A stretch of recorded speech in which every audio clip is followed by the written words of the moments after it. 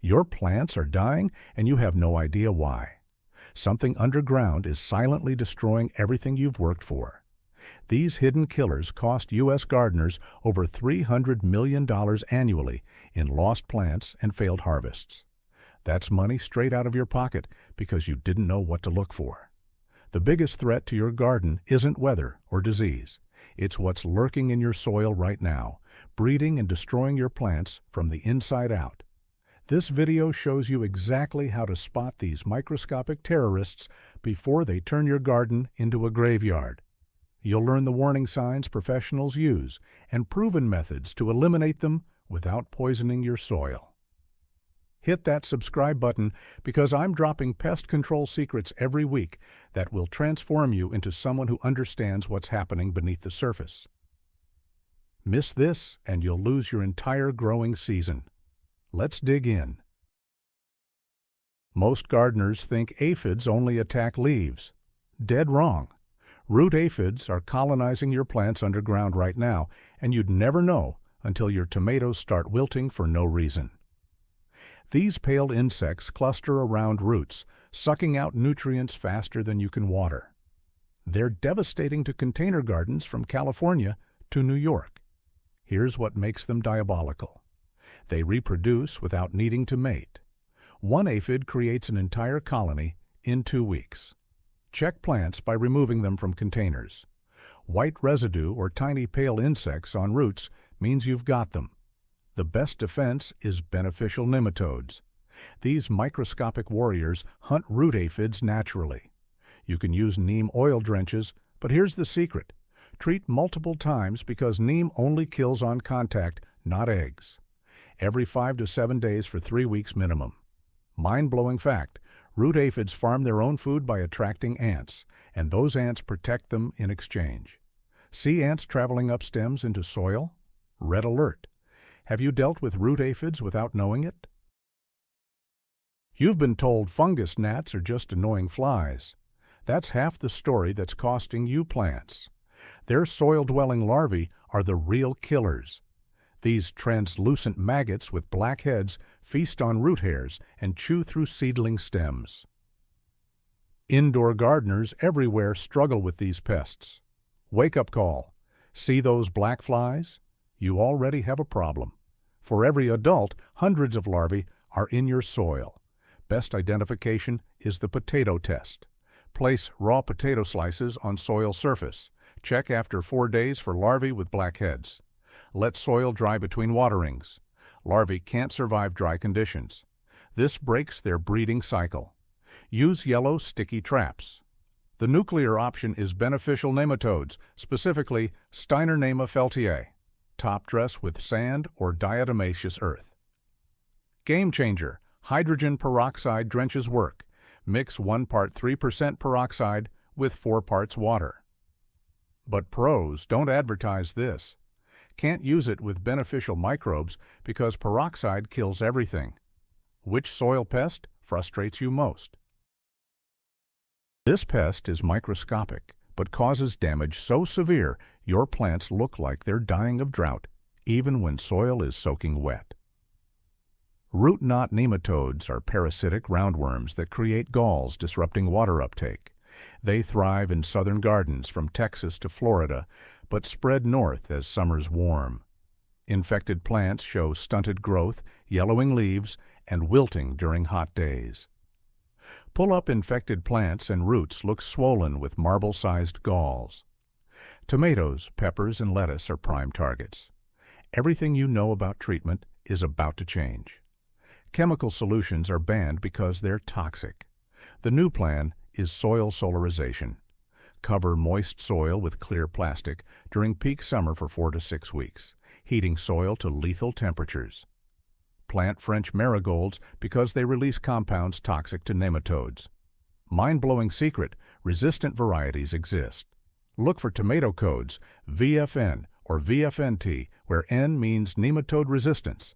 Ever seen weird knobby roots without knowing why? Most gardeners hate me for this, but those cute beetles flying around are planting time bombs in your soil. Japanese beetles, June bugs, and chafers lay eggs that hatch into fat white grubs, devouring roots like an all-you-can-eat buffet. These C-shaped larvae destroy lawns and gardens across the Midwest and Northeast. One female lays 60 eggs in summer. Those grubs feed underground for months. Your lawn develops brown patches that peel back like carpet because roots are severed. Garden plants wilt overnight because grubs ate through entire root systems while you slept. Here's what pros don't advertise. Beneficial nematodes work, specifically Heteroorhabditis bacteriophora. Apply in late summer when grubs are small.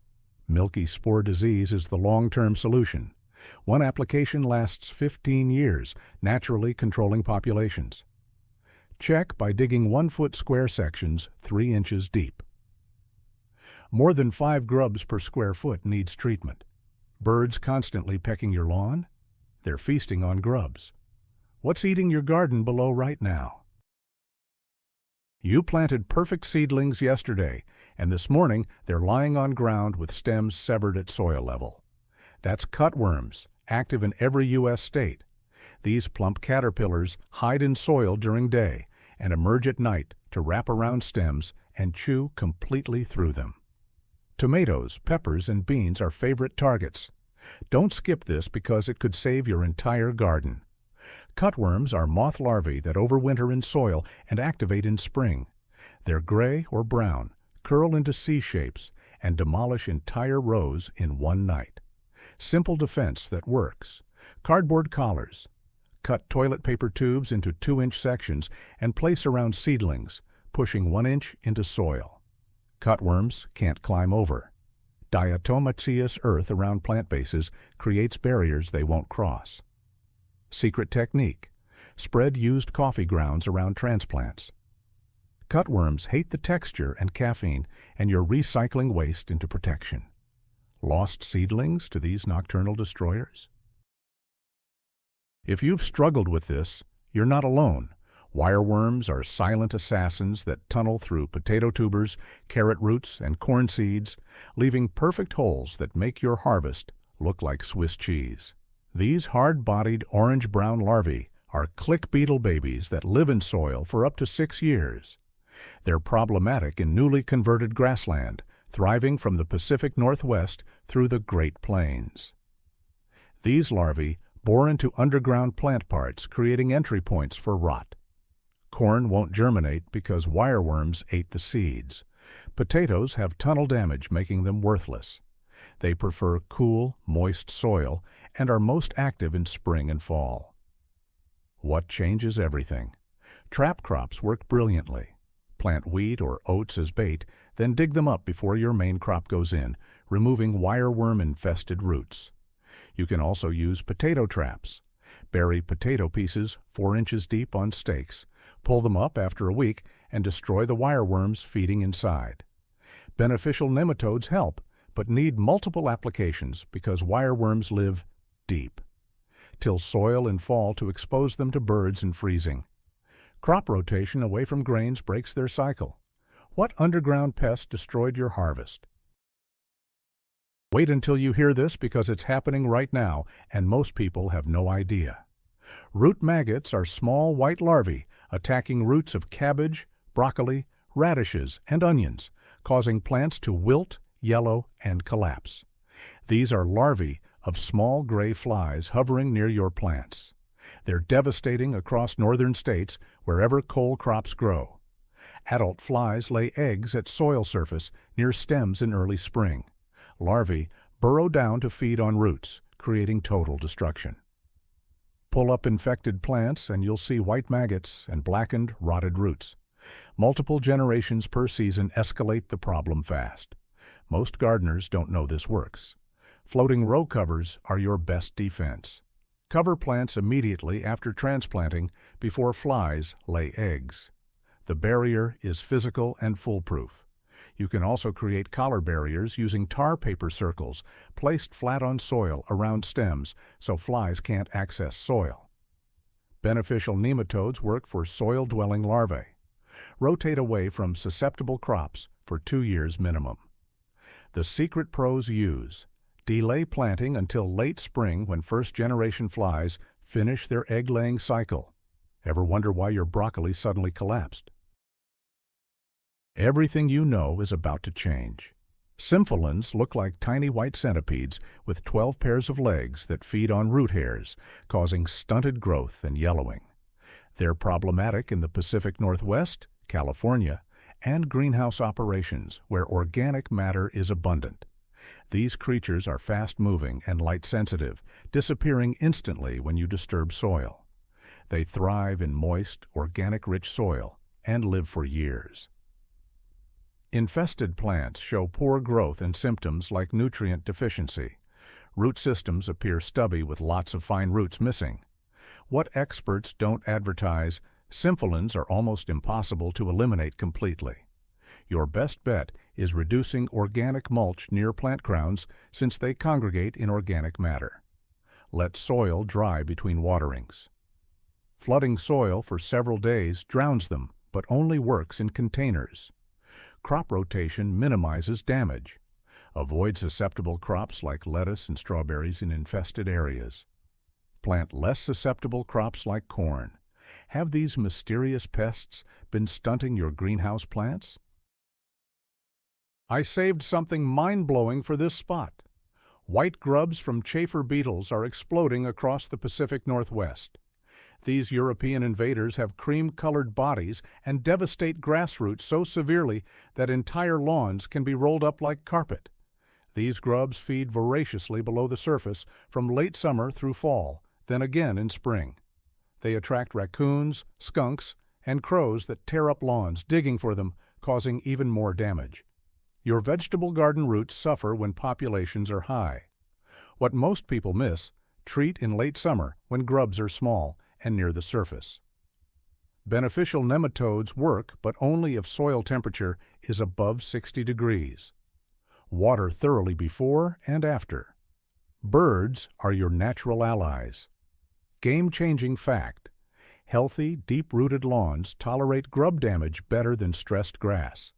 Stop over-fertilizing and water deeply, but infrequently. Are grubs turning your lawn into an excavation site?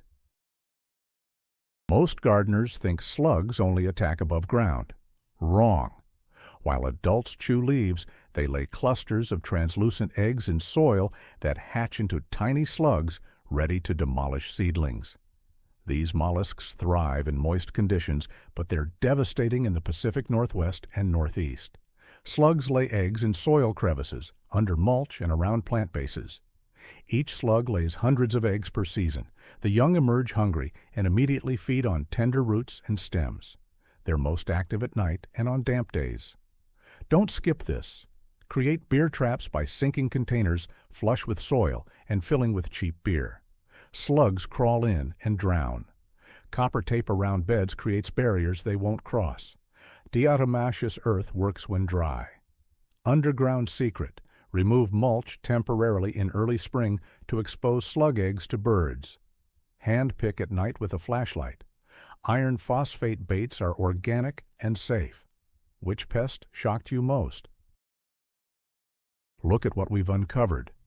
Root aphids farming ant protectors, fungus gnat larvae destroying seedlings, nematodes creating root galls, grubs turning lawns into Swiss cheese, cutworms severing stems overnight, wireworms riddling potatoes, root maggots collapsing broccoli, symphilins stunting growth, chafer grubs attracting predators, and slugs laying hundreds of eggs right now. These are connected threats living in your garden at this moment. Understanding soil health means understanding your garden is an ecosystem beneath your feet. When you protect soil naturally using beneficial nematodes, crop rotation, and biological controls, you're building a foundation that feeds your family, saves hundreds of dollars, and creates genuine food security. You're becoming a steward of living soil that rewards you for years. Drop a comment right now and tell me which soil pest you're dealing with. Be specific, because I read every comment and help troubleshoot your situation. Fighting fungus gnats? Discovered root aphids? Grubs destroying your lawn? Share below. Smash that subscribe button because next week I'm revealing 5 soil amendments that naturally repel these pests before they arrive. Miss that video and you'll be fighting problems all season instead of preventing them. This is your headquarters for growing food that survives and thrives. Healthy soil means healthy plants, means you win.